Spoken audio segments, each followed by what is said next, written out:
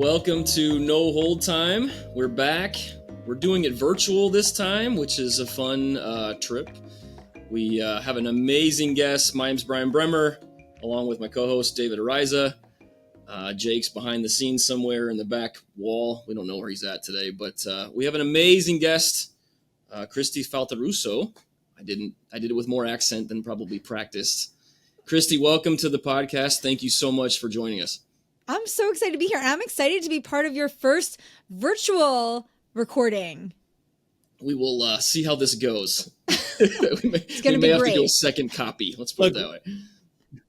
We're really excited, and we picked you because you're an expert at this, right? And so we figured let's get someone that knows what they're doing and how to record virtually, and then at least 1/3 of us will look good. So I'm going to give a little bit of background on Kristi, and then I want you to explain it because I'm probably reading it off of a script. So Kristi is the Chief Customer Officer for ClientSuccess. She's in 3 different podcasts that I know of. Now, I guess 4th if you count us. She's a customer success thought leader. She's a public speaker. She's a consultant, champion of empowerment. Do you ever sleep? I'm sleeping right now. All right, fair enough. Let's start with just an easy question. How did you end up in CX and customer experience? And how did you end up at ClientSuccess? Yeah, complete accident, as I think most folks who got into customer success early in their careers. So I always talk about my career as like Act 1, Act 2. Act 1, I spent a decade of my career in marketing. Like I for sure thought I was going to be like a chief digital marketing officer or like a CMO or like that was my path. I really focused heavily on online acquisition. So I think like search engine optimization, affiliate marketing when that was like still a big thing, email marketing when that was like, I don't even know if these marketing things are still things.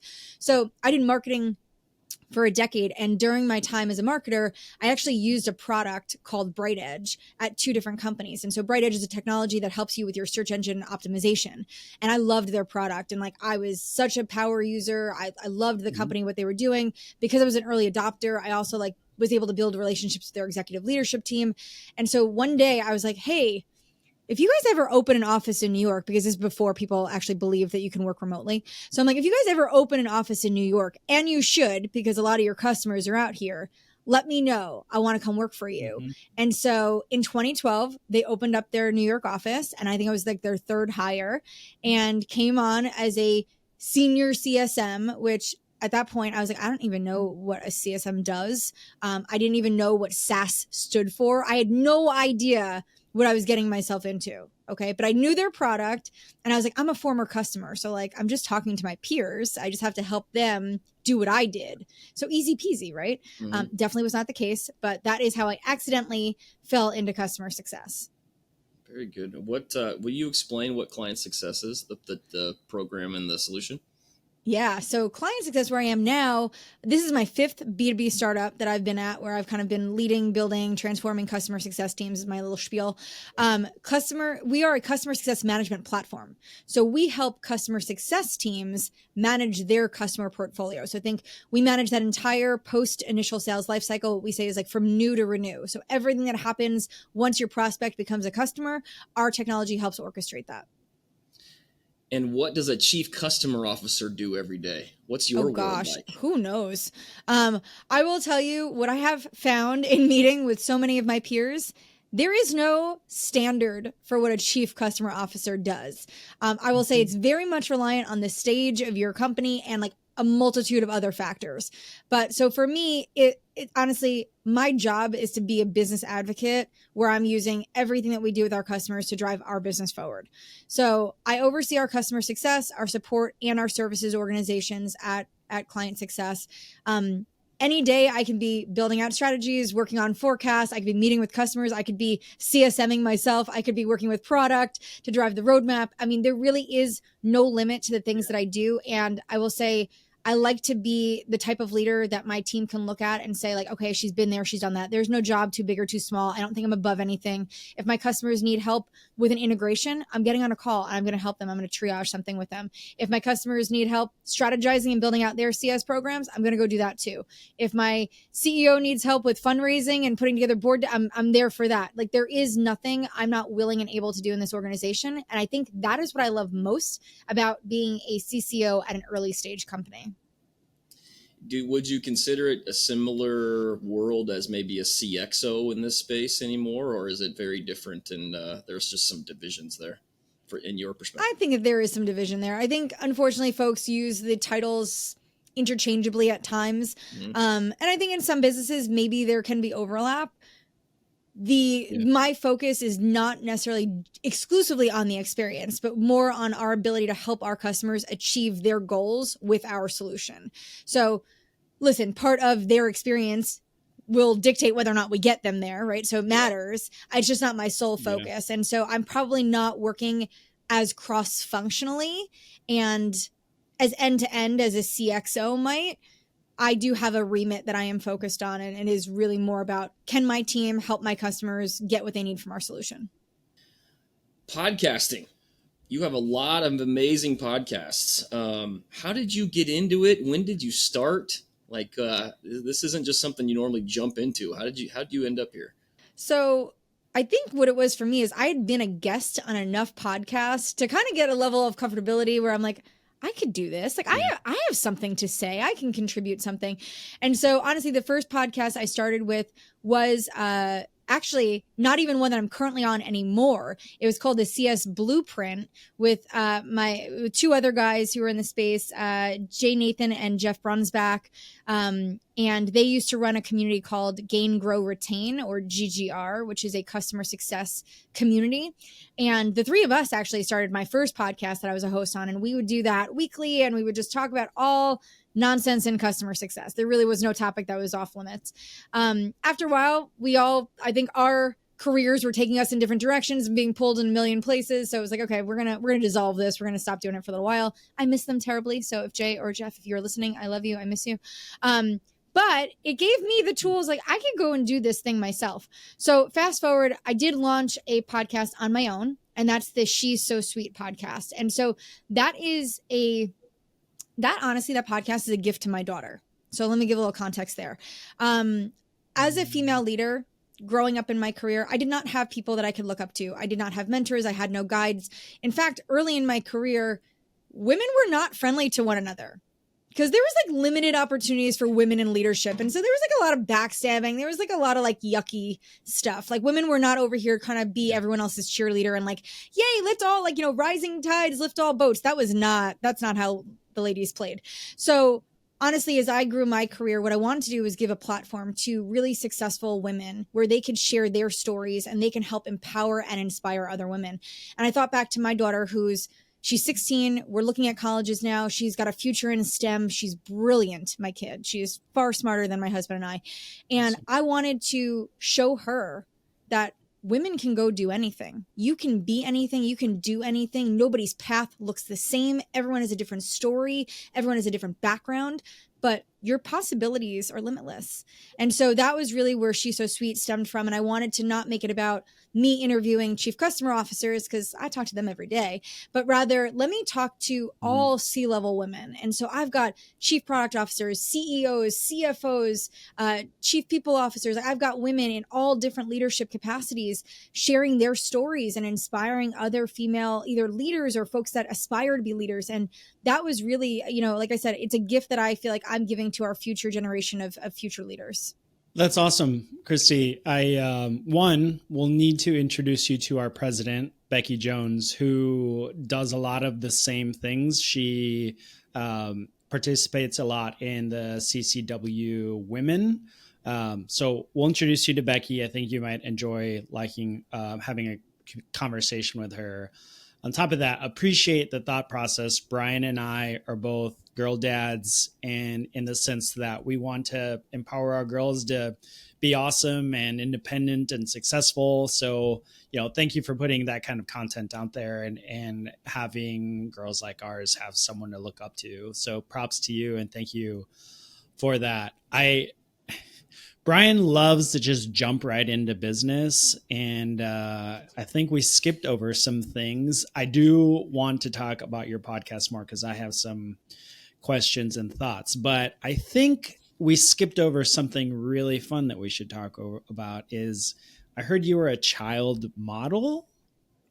Is that true? Somewhere the internet told me this. Yes, my modeling career ended far too soon. It's probably because I'm only 5'4". But yes, so we live in New York. My mom, she like could not wait to have a baby girl. My like, and no, nothing against my older brother, like wonderful, but my mom was like dying to be a girl mom. And so we lived in New York, where you have like, all of the modeling agencies out here, and so the minute she could, my mom was like, nope, I'm taking you to Manhattan, and we're going to go and we're going to pursue this modeling career. And so I did have a few short, really fleeting moments of success. So one, I was on the cover of the New York Magazine. And so in 1983, so just to like give a little context onto the dates that we're talking about. This is a long time ago, but you can find it in the archives. And then I was on the Joe Franklin show. And so nobody remembers him either. Think like, like Jay Leno, Letterman, like he's like a late night talk show host. And so he featured me as a guest on the show. I'm a baby. I'm not speaking. I'm being held. I'm like a prop, as like a baby model. And so those were my two like baby modeling things. And my mom put me in pageants. So I was a little pageant girl for a while too. Again, fleeting moments. I got like most photogenic and things like that. I have zero talent. So I'm sure there was no talent portion of this, but I have a couple trophies and an old magazine that I can, and a beta. So for people that remember before VHS, there was Betamax. And so it was like a short, small, like little So I have a Betamax recording of me on the Joe Franklin show. I have a dusty magazine, and I have some really, really cheesy looking pageant trophies. And I'll tell you the reason why my career ended probably has some part to do with me. My mom, I love my mom, but she is a feisty lady, and she does not play well with other moms. So like the pageant mom nonsense, that is true. If you've ever watched any of these like toddler and tiara shows that exist out there, that drama is real. And my mom was not having it. So she was like, nope, this is not for us. And we never went back. That's funny. Oh, I had to bring that up. My oldest is doing, go ahead, Brian. My oldest is doing competitive cheerleading, and I'm starting to see that just from my first year of sitting in the crowd. It's no joke. I did competitive cheerleading in high school as well. And same breed of mom. Okay. It's like the dance moms, the cheer moms, the pageant moms. Like there is a special breed of woman that like is really, really like in that world. We weren't designed for that though. My family, my mom was like, not that. Well, thanks for sharing that. Bringing back to the She's So Sweet podcast, one of the things that you mentioned is earlier in your career, you didn't have like mentors that empowered you or helped you. And the strange thing to Brian and myself is that we've had other guests who are also female that shared the same thing. And it's strange to me because then I turned around to her and said, actually, all of my best and favorite leaders have been women. So it's a different experience, being a guy and a girl, but understood how you mentioned in the past in your experience, they weren't maybe propping you up or trying to help you because maybe they were scared that you might come after their jobs. But it's interesting to hear that again. You're the second guest that mentioned she had a similar experience, and hopefully with more people like you, it is different now that you are trying to help other women and empower people to continue to grow their careers. So it's really cool that you've started a podcast to help with that. Yeah, listen, I think all of us can all do a little something to kind of change behaviors and cultures that had pre-existed. And so I think collectively we're all getting better, but there's still work to do. I liked you had a podcast recently with, I think her name is Laura Ritchie from Radial, Yep. CEO, and she said something that resonated with me. It was like, you asked her a question about what can she do to empower the rest, and she said make sure she puts a hand backwards and making sure she's pulling 5 to 6 people forward, and then they bring 5 to 6 people with them. I thought it was a really, really strong perspective on things. It's how change happens, right? And so it's like, give people opportunities that you didn't have yourself, take people along with you for the journey. Those are all small ways that we can all contribute to like changing, right, the future. Mm-hmm. Yeah. Back to the business stuff David likes to pull me away from. It's okay. It's how we work. I like the balance that the two of you have, though. This is working for me. I'm curious on your other pieces. So you're very large in consulting with customer support and success. You've got an amazing website where there's lots of resources and things like that. If I was coming into the business and I gave you a call, Kristi, and I said, I want to be a success. I want to start my own success team. I want to do kind of how you're doing. Where should someone start, and maybe where would you point them to start pulling in the right resources and ideas for a team like that? So fortunately at ClientSuccess, right? So we're a customer success platform. So I get to be like customer success for customer success. It's very meta. But a few years back, we did some like kind of thinking about like what benefit can we really bring to our customers? Like where are they struggling the most? And I'll tell you, like, there are so many first-time customer success leaders who, to your point, they're trying to figure out like, where do I start? What do I do? And so I launched the customer success leadership bootcamp webinar series at ClientSuccess. And so basically what I did is once a month, every quarter, every week in that month, I would run a specific topic around customer success, leadership strategies. And I would get into, these are practical, tactical webinars. Like I tell you what we're doing, why it's important, why you should consider it, how I did it, how you can go do it. These are really useful resources. So over the past, we launched that in 2021. So we're 2024 now. And there was a few quarters where I was a little too busy, couldn't really make it a priority. But we have over 45 recorded hours, 45 hours of really great leadership content, practical, tactical advice on how to go and build out or optimize your customer success team. So my first place I always send everybody is like, go to the ClientSuccess YouTube channel and just type in bootcamp. All the boot camps come up. And so we tackle everything from like, how do you hire? How do you build? How do you think about growth, building a customer journey, affiliate programs and like customer marketing, professional services? Like how do you build out a model and charge for it? Like literally every topic that we are faced with as leaders, I've got a webinar on it. Now, maybe not all of them, but 45 hours, that's like a decent amount of content. So I always put everybody, go there first, because if you have a question, I'm sure I got a webinar that can answer it for you. That's great. And your website has a lot, amazing resources between webinars and handouts and templates. Like, is this just from you doing this for so long and you just try to be very helpful? Because I know some of your original podcasts, you said like this was, you were not shy to post things on LinkedIn and advice that maybe people would want to pay for. Is that just a passion of yours, or how did you start? How did you start kind of promoting all that stuff? Yeah, well, so think back 2012, there was not a lot of customer success resources out there. And in fact, if you didn't live in the Bay Area, you probably didn't even have access to other professionals to help you. So we were all just figuring it out. And so, listen, I'm not shy about failing and failing out loud and failing forward to the extent that I can.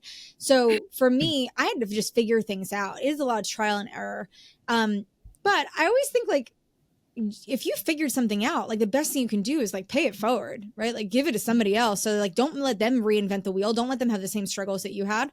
And so I stopped gatekeeping, right? I think there's a point in everyone's career where you feel like your IP and your knowledge, if you don't keep that so close to your chest, if you share it, someone's going to take it, and then your opportunities are going to be limited because someone's going to take all the things that you did and you built and they're going to use it to their advantage. And somehow that hurts you. And I did operate like that with that mindset for a long time professionally. I think the more junior you are, that's probably where you're at, right? Like you got to just know, you don't want to like give anybody your things.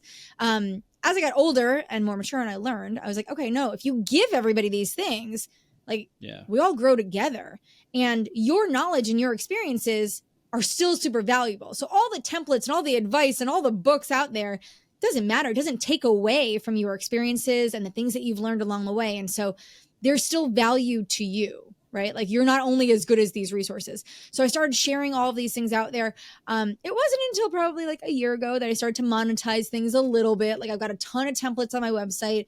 Some I give out for free. Sometimes I share them with people if they need them, if they're really struggling and they come to me and they're asking for help.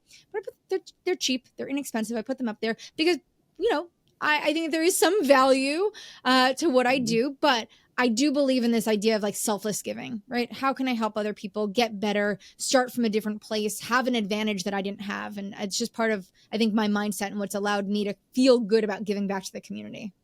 I think that's just a theme I'm hearing about, like your whole vibe, which I absolutely love. Jake, we just did your job for you. We named this episode. It's Helpless Giving, right? Like, I mean, selfless giving. In our prep meeting, whenever it was, like 7 months ago, we asked each other the question, are we going to talk about AI? And I was going to shy away from it, but you talked about something that is actually top of mind for me currently, because I've had customers that have asked me for advice, and it's the question of leveraging a solution that is native AI, or is it a solution that didn't have AI in it and someone tried to jam AI into it? And you had some really good thoughts in our prep meeting. So like, the question is like, what are your thoughts? Does it work? Is it, I think the answer is probably depends, but I'd love to just get your thoughts on that topic. Listen, AI is such an interesting space right now. And I think every single day it's evolving and changing. And so probably the answer I gave you 7 months ago may not be the same answer I'm going to give you right now. Yeah. I do think that there is a competitive advantage to technologies that are natively AI first, right? Like I do, just because it is built on their design, their UI. Just think about it. Like when you go to ChatGPT, right? What do you see? A search bar, right? Like it's just like a box. You're going to see technology kind of start to drive that direction. You're going to see the simplicity in UIs, because all the value is going to be the richness that's behind that, right? Your ability to ask questions of data that's captured. And so you're going to see UI look so different, and user experience is going to be enhanced 10x. And the value that you get from technology that is truly natively built AI first, it's all going to be, honestly, I think these solutions are going to have a strong competitive advantage as we move into the future. The problem is right now you've got the demand for AI is so much greater than the pace of innovation. People know what they want from AI, and they're like, oh my God, if I could do this. And like every day I talk to somebody, I'm like writing things down and I'm like, oh yeah, that's brilliant. Yes. But then when I go talk to my product team, how long will it take us to build this thing? And they're looking at me like, are you kidding? Like, really? We have to like rebuild our entire product. So the demand is so great because we are all now so conditioned to think and understand the power of AI that we're like, oh yeah, technology should be able to do all of these things for us, right?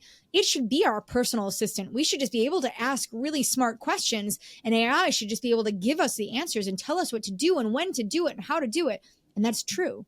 So the technologies that are AI first, going to have a competitive advantage. The pace of innovation right now needs to catch up. I will say in the B2C space and in certain aspects of B2B, I'm like, oh my gosh, you guys are just crushing it. Like my head isn't even working as fast as you're designing and creating.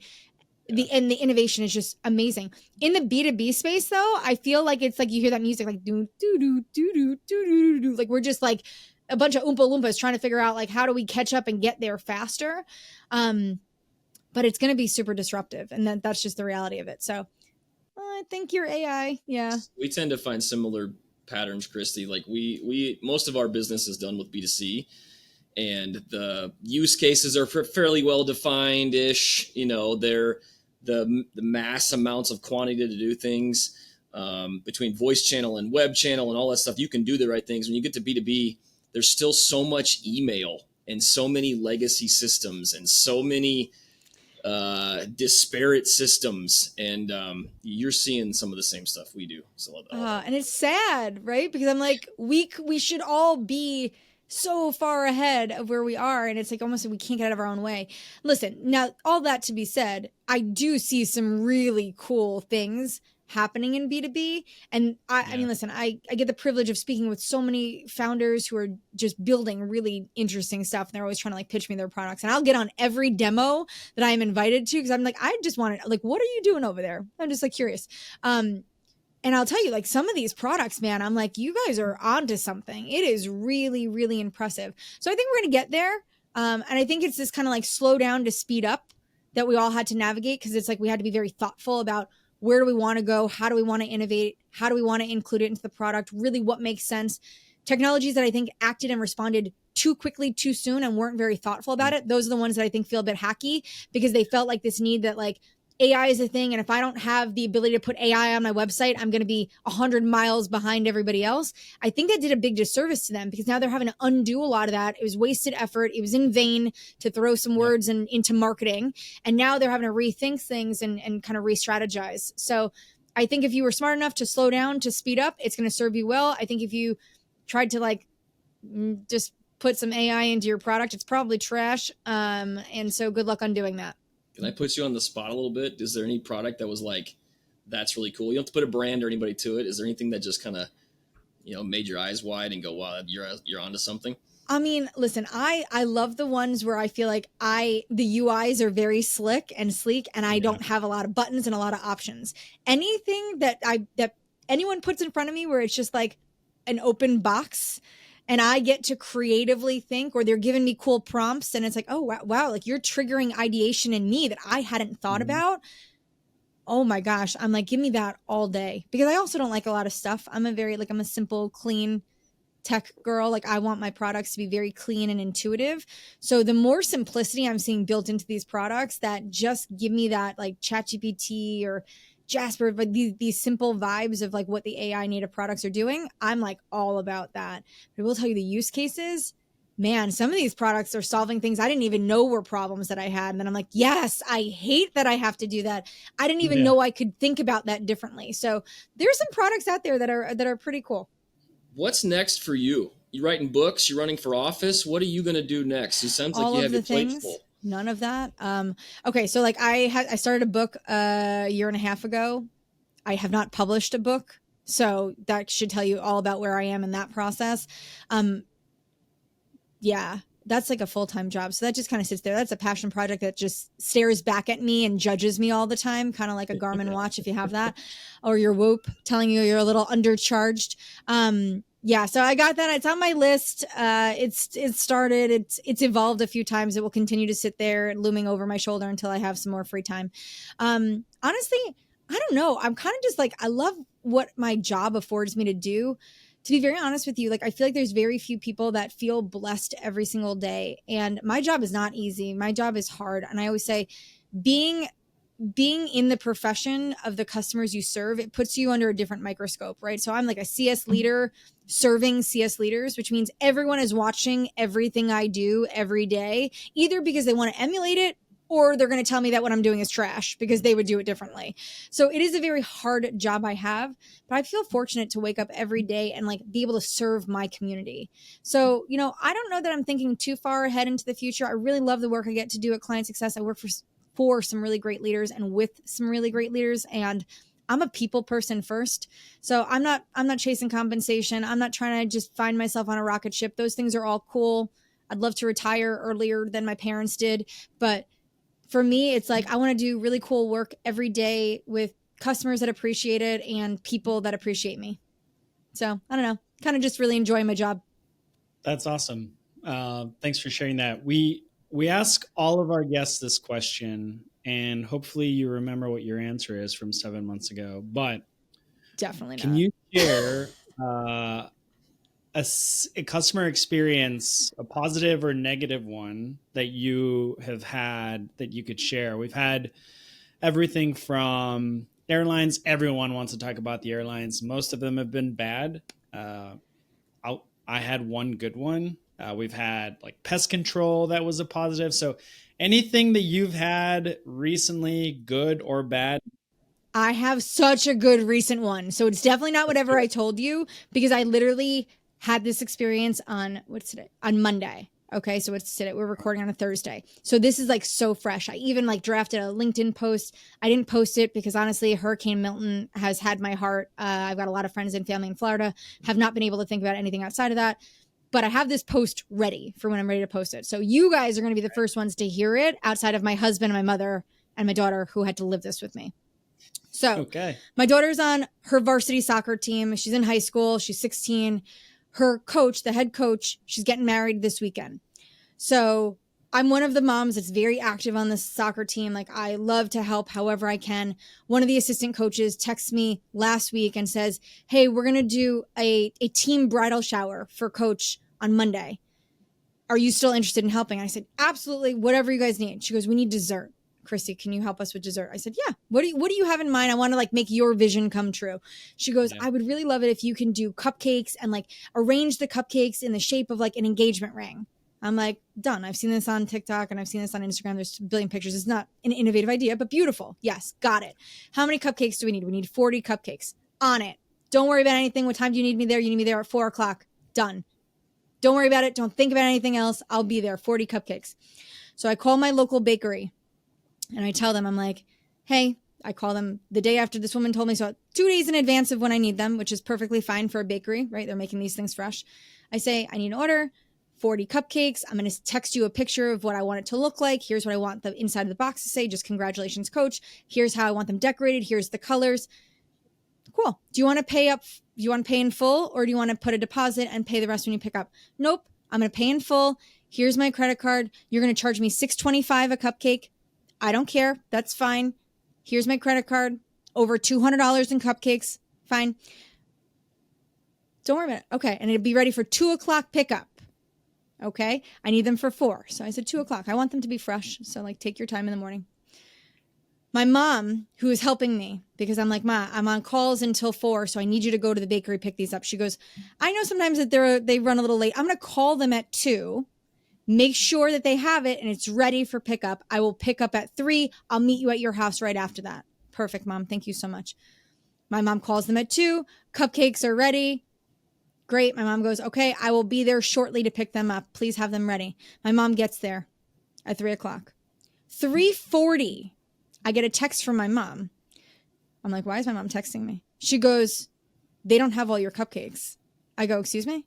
She goes, the design only allowed for 25 cupcakes in the diamond ring shape. So they only made 25 cupcakes. I go, well, I paid for 40. Where are these other cupcakes? My mom goes, they don't have them. I'm like, what do you mean you don't have them? You're at a bakery. They don't have cupcakes? Like, can they go to the back and like pull some cupcakes together and put the other ones in a box? No. I'm like, Mom, please put the owner on the phone because I'm going to lose it and I don't want to lose it on you. So she puts the owner on. I go, I have to be somewhere in 15 minutes with 40 cupcakes and you're telling me you have 25, yet you charged me for 40, had no problem running my credit card. Yes, ma'am. She didn't offer me a solution. She didn't offer me anything. Yes. I'm like, okay, how are you solving this? I don't know. What would you like me to do? The design only allowed for 25. We didn't make them. I'm like, but I asked for 40 cupcakes. I paid for 40 cupcakes. You confirmed the 40 cupcakes. I have 25. She offered me no solutions. She was not empathetic. She was a bit combative. I was like, I want my money back. You're going to go put a cake in a box right now. Find a cake that feeds at least 15 people, put it in a box, send it with my mom. My mom better be out of there in less than 3 minutes. Do you hear me? I said, I cannot deal with you right now. I will call you back because I expect a refund. I'll be dealing with this. You sit tight. I have to go get these cupcakes. She was so not helpful, not empathetic. She did not offer a solution. And like, listen, here's my point. If my mom would have showed up and that woman would have been like, oh my gosh, I'm so sorry. Looks like our team designed this. They made it with 25 cupcakes. Here's 3 things we can do to help solve for this. I like empathetic, a solution. Just give me something. We're going to credit you half of the order back. Not even just for the cupcakes we didn't have. We're going to give 50% discount. We're going to give you a discount for the future. Like offer me something. She offered nothing. She kept disappearing in the back. My mom wasted 40 minutes wasted there while my mom's trying to fight this battle for me. I got nothing. Now listen, I showed up to the game with the 25 cupcakes in the ring. It was pretty. It looked lovely. I had a chocolate cake. I cut it up. Every girl on the team had dessert. The coach was happy. For what I had to do, I made sure that I took care of my responsibility, and no one knew outside of my husband, my mother, and my daughter, the nightmare that we just had to endure. I will never go back to that bakery again. I've been going there for 24 years. Every holiday, every cake, every wedding that I went to, everything, I've referred them business. I will never go back there again. I called Amex. I disputed it. I canceled my whole order. They didn't even get $1 from me because of how they solved this. So that to me, and do you hear the passion in me? I'm still so upset about this. Like, I don't like to fight with people. They could have handled this so much better, kept a customer. I would have been more empathetic. I wouldn't have even asked for the credit back because they did send a cake. Okay, I would have been like, you know what? It's a wash, whatever. I don't even care. How they handled it dictated how honestly, I went on Google and I left them a bad review too. So like that might hurt. So all because of the customer experience that they did not deliver for me. And all I wanted was 40 cupcakes. And they could have called me and said, the design doesn't fit 40. How do you want the other cupcakes? There was nothing. Ugh. I'm like sweating. Thank you for sharing. I have some comments. One of my favorite is I could tell how upset you were. Is I have this similar thing. Like whenever I talk to my brothers and I'm upset, my wife can tell who I'm talking to because my accent is a little different. So like you saying ma, like I could hear that conversation. So that helped us really step into your shoes. Thank you for sharing, and in such an amazing way. We've talked about this similar situations in the past and what CX, like good CX, good customer experience or customer service means is sometimes admitting that you're wrong, right? Like you talked about that. If they would have said, hey, we fudged up, sorry, let's make this better, then you're like, hey, you're human, you made a mistake. I can roll with that. Like, give me something. But yeah, not admitting or not trying to fix the experience quickly. I've talked about this many times. My favorite hat company I have like 10 melon hats. The first hat I ever bought had a defect. I reached out to them. They're like, oh, our bad, let us send you another one. I'm like, oh, cool. No problem.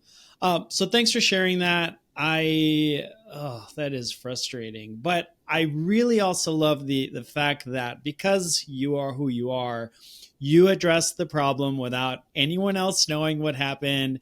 And it was a great experience for the person who was important in this situation. So kudos. Yeah. Well, because that's the thing, right? Like I wanted that coach deserved to be celebrated. Every girl on the soccer team deserved a sweet treat after a hard practice. Like there was no way I was going to not deliver what I committed to, right? I'm big on like honor my commitments. And so that was my bigger thing is like, I don't want this to be a poor reflection on my daughter or me. And like, we made a commitment to this team that we were going to do something by hell or high water. I was going to show up with something that everyone was going to enjoy. So I'm glad it worked out for everybody else, but man, I could give a tutorial on the 30 things they could have done differently that would have netted a different outcome for their business. Yeah. Also to highlight a company that I think does really good job with customer experience. You talked about it. You reached out to Amex and they're like, yeah, we'll take care of that. Right. Oh, listen, there is something everyone asks me, my mom always tells me, she says, why don't you pay cash for anything? I put everything. I have Amex Platinum. I don't care that I have to pay for the membership because everything that I need from them, I get. Service with a smile. They take care of everything. I don't ever. Amex just recently proactively mailed me a new card because they thought they detected some fraudulent activity, which they found out it wasn't, but they were proactive and sent me a new credit card just in case and said, cancel your old one. Don't worry. Here's your new one. Like, I love things like that. Like, those are like these little delightful moments, right? Surprise and delight. Do those things. Go the extra mile. But if you mess up, there's a billion ways you can handle it. And this bakery did not handle it the right way. Yeah, and if you mess up, and by the time they do mess up, there's enough clout there that's already been built that you do have a little bit of a leash to own it, but you got to own it. You got to own the mistake. Yeah. That's that. You're exactly right, David. I think we're close to time. Unless you have one more. Go ahead, David. Look, I was going to add to that. I actually made a call to Amex today because I had a similar situation in like 2 minutes. Yeah, we're going to send you an email. Just document this for us, but no problem. We'll take care of it. Like, oh, it's the best. And like, listen, here's my thing. I have no problem spending money. My husband can attest to that. I will spend money on anything. I just want the service to match the investment. Right? Like I will pay, I don't, like I said, $6.25 a cupcake, which if you ask me, I think is absolutely crazy. But I was willing to spend $6.25 a cupcake because I just wanted them to look beautiful. I wanted them to taste good. I wanted it to look great. And I didn't want to have to bake them myself. So I'm willing to spend the money, but deliver. Yeah. You just saying that reminded me of something. And look, you talked about dating yourself earlier. I'll do the same. My favorite movie in the entire world by far is The Three Amigos. Have you guys seen The Three Amigos before? Yes. Okay. Oh yeah. It's one of my favorite Steve Martin movies. Like at the beginning of the movie, they want to send a telegram and they can't afford to send everything they want to send, right? And so they condense the calendar. The guy goes like, okay, I'll give you the 3 peso price or whatever that is. And so they send a different message and then the whole movie goes crazy. And it's the same thing. Like, you're willing to pay more, but give me the right service, right? So I'll probably never have another opportunity to talk about my favorite movie ever. And I just had to jump on that. Last question from me, Brian, and then I'll hand it to you. I was at a convention in Las Vegas this week, and like the FCC commissioner was talking, and it was a fireside chat, but the moderator asked them, and I thought this was great, what is your favorite app on your phone? Okay. So these are different questions. Favorite app or most used app? Favorite. And then you can tell us most used. Okay, it's probably going to be one and the same. No, I got it. And this is different. If you would have asked me 7 months ago, it's probably TikTok, sadly. And I have no business as a middle 40-year-old woman spending as much time on TikTok as my daughter, but it's TikTok for sure. Like, I could just scroll. I feel like I'm getting everything I want. It's like almost like TV for me at this point. What's yours, David? Spotify, hands down. Oh yeah, that would be another. I use Spotify all day, every day. I'm a music guy. You know, at the end of the year when they give you your year summaries, you're Wrapped. Yep. My Wrapped says that I'm in the top 1% of consumed music in the world yearly. So I listen to a lot of music. Okay. What was your most listened to band that came back on your Wrapped? I'll give you 2. So one, the top band, I like the top band, but also the top like new band to you. So the top band consistently for like the last 2 or 3 years is the Avett Brothers. They're a folk band from here in North Carolina. They're awesome. But the new most listened to artist last year was Shakira, because my girls love a good beat. Also, they're bilingual. They speak Spanish. And so any chance to be able to incorporate some Spanish music to them, they really like Shakira. I love that. All right, Brian, your app is?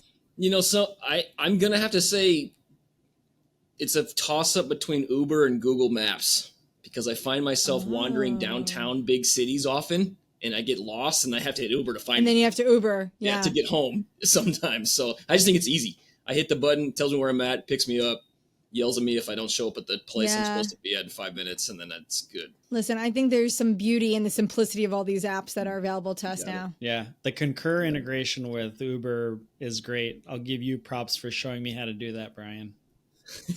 Too many expense reports. Yeah, expense reports. Yeah. Kristi, this was amazing. Thank you so very much. Where can people find you and your podcasts and your pieces and your merch and your solutions? Where can they find you? So 2 places to find me. You can go over to LinkedIn and just search for Kristi Faltorusso. I am confident I am the only Kristi Faltorusso out there. So you can go and find me on LinkedIn. And if you're interested in finding more content and more resources, you can head over to KristiFaltorusso.com. That's my personal website. tons of things out there for customer success and experience. David, why don't you wrap us up? Where can they find us? They can find us at mosaics.com/podcasts. That's right. If they haven't found it by now, we're in trouble. Yeah. We're in trouble. Thank you, Kristi. Appreciate your time. David, good to see you again. We'll talk to you everybody soon. Thanks. Thanks, guys.